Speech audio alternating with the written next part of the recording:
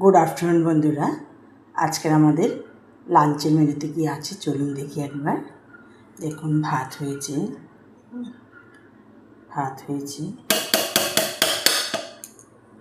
গাছের আম দিয়ে টক ডাল হয়েছে, গাছের আম দিয়ে।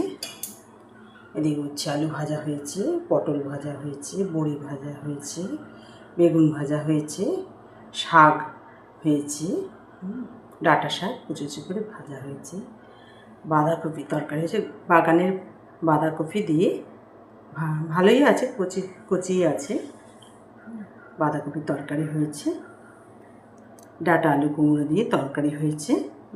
আজকে আমার নিরামিষ, টক দই মিষ্টি দই এনেছে দাদা, আর ননদ আছে, তার জন্য পার্শে মাছ ভাজা হয়েছে।